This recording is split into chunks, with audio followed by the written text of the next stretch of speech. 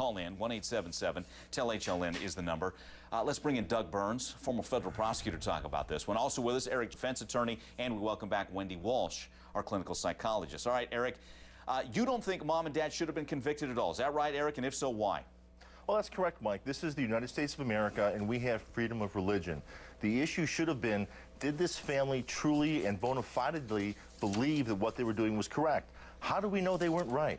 How do we know that it wasn't God's plan to do whatever God wanted to do with his child? No, I'm not saying I agree with him. I'm not a religious person, but we grant some leeway to people's religious beliefs, even when it comes to the most serious of matters.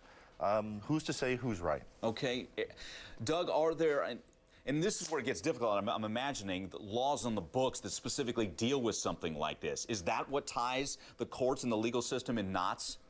Well, yeah. I mean, there have been 50 criminal prosecutions, Mike, since 1982. I understand Eric's articulation of it. But the reality is it's a balancing test, and we lawyers deal with balancing tests every day of our practice. And the balance, as you yourself said it, Mike, is religious beliefs are fine unless your child is in threat of death.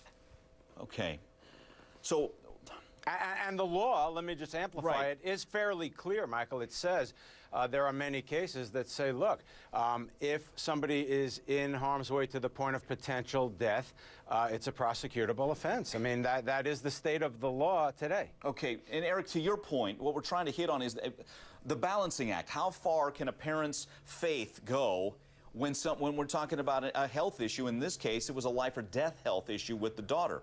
What does the law say? How much can the law intervene to get that girl out of there and get her to a hospital? Well, the law engages in balancing tests. People don't. We have to ask the question, what is faith? Faith is the belief in something with no proof whatsoever that it's true. And we have, lots of examples of that. We have an evolution museum that says the Earth is only 6,000 years old, despite lots of evidence that it's a lot older than that. And we do that because we give people the right to their faith, to their belief in a higher power and what it means and how it works.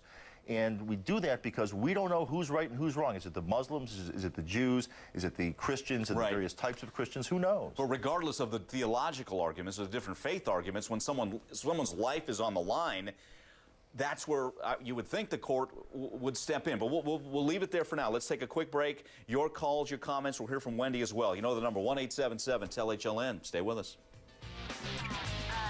She's very religious. She believes in faith instead of doctors. We've been trying to take her to the hospital for a few days now.